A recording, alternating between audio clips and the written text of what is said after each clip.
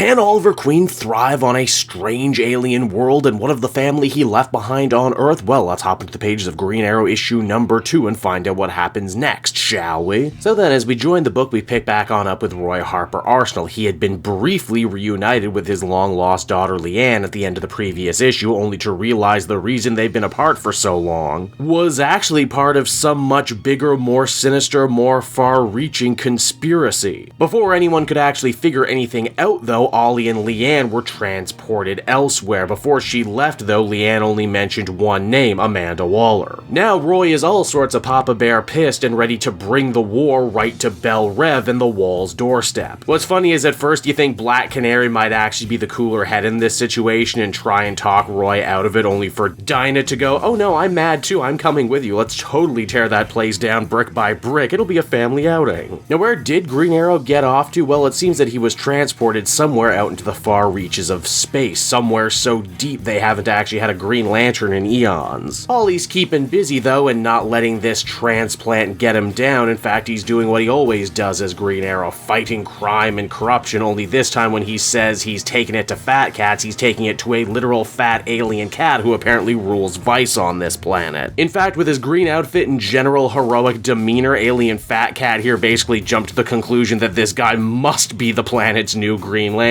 which is very funny given Green Arrow's long history with Hal. Green Arrow makes short work of this slumlord's bodyguards, but when they're not enough, Fat Cat decides to enlist a strange alien woman drinking in the very same cantina-style bar. This lady's name is Troublemaker, and she's clearly a much more serious threat. For one, she's faster and stronger than the other aliens here, but more importantly, she's actually well-informed. She recognizes Green Arrow as a member of the Justice League, and even says, "Oh hey, didn't you die during that last big event? Oh Joshua Williamson, you and your love for continuity and connective tissue." And because this is Ollie we're dealing with, every female supervillain has to also flirt with him a little bit, saying that she would happily buy him a drink if she wasn't trying to kill him. In fact, she has a thing for older guys, only for Ollie to get offended. Older? How does Green Arrow ultimately take Troublemaker down? Well, with a little help from Leanne, who joins the fight, and also the good old-fashioned boxing glove era. A classic. It seems that Ollie and Leanne had actually managed to make up since the end of the previous issue after Ollie destroyed all their potential teleporters back home, but he's still being incredibly tight-lipped about whatever dark secret conspiracy has always been keeping his family apart. He's also really upset living on this alien world because despite having an actual portable base of operations in his belt thanks to Batman, he just can't make a good bowl of vegetarian chili on this alien world to save his life. And I mean, really, if a man can't eat his vegetarian chili, what point is there in even being alive? Leanne tries her best to really break down Ollie and get him to come clean, and it's obvious that he doesn't like lying to her, but for whatever reason, Ollie truly genuinely believes that staying quiet is the only way that he can save and protect his extended family, Dinah, Roy, and of course Connor, who, in a nice callback to the Robin book, wherein Joshua Williamson reintroduced Connor Hawke for the first time, Ollie feels particularly bad that he was never there for his son during some of the most formative years of his life. Now back on Earth, Arsenal and Black Canary manage to break into Belle Reve. They try and pump some information from one of the guards, but unfortunately he's not budging. Dinah says that's to be assumed considering Amanda Waller keeps all of her people in line and keeps them loyal by putting bombs inside their brain. There's no reason to think she doesn't do it to these guys as well as the Suicide Squad. But hey, you know what? Just because the guards aren't talking doesn't mean the cons won't. Dinah and Roy actually end up coming face to face with longtime Green Arrow family foe Count Vertigo. He says that he's been in Waller's care for a very long time now, but that he's been sure to keep his ears open for any mention of Queen and the Arrow family, and that he might very well have secrets to share. But before that conversation can continue, Black Canary and Arsenal end up getting ambushed by Amanda Waller's brand new pet project, Peacemaker Christopher Smith, as well as the new mysterious Peace Wrecker. Which, you know what, I'm gonna say it right here, right now, on record, I bet you a can of Coke that Peace Wrecker is ultimately gonna be revealed to be the newest version of Emil Hardcourt, who actually was a comic book character. Also, geez, from Doom Patrol to Titans to this, geez, Peacemaker really is making the rounds right now, the things that a great HBO series can do for you, am I right? And so that was Green Arrow issue number 2, everybody, and overall it was fine. I mean, I really enjoyed it because I'm a massive Green Arrow fan and I'm an easy lay for all of this, and I just love to have all my favorite characters back again bouncing off each other. But I also wouldn't be doing my due diligence reputations as a critic and a consumer advocate if I didn't mention the fact that this issue had very little forward momentum in the actual story department. We don't actually know any more about why Leanne and Ollie are on this strange alien world or this dark secret that Ollie is now harboring from everyone else. Likewise, Black Canary and Arsenal don't actually learn anything new on the Waller end of things, though I do appreciate Joshua Williamson referencing the fact that Waller was actually on Earth 3 the last time we saw her, so her actually being back now in the main universe is kind of a big deal. Again, there's nothing objectively wrong with this issue. If you liked the previous one, like I certainly did, then you're gonna find a lot to enjoy here too. But if you're just a casual Green Arrow fan who isn't so easily blinded by the light like I am, then you're probably gonna recognize all the criticisms I just made. Overall, I would give this one a 7 out of 10. Still pretty good, but not nearly as awesome as the first issue was.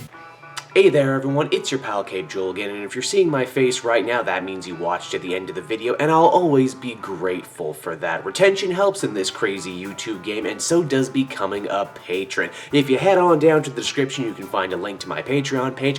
Recently just redid all the tiers, a lot of cool stuff offering up there, exclusive commentaries, exclusive polls, behind the scenes concept art for Capes and Quest. That's the brand new D&D show I've started soon. Never been a better time to become a patron. You can become a patron for as little as $1 a month and help the channel grow and, help me continue to deliver content like what you just saw. So I want to thank you all, and I will see you again next time. Bye-bye.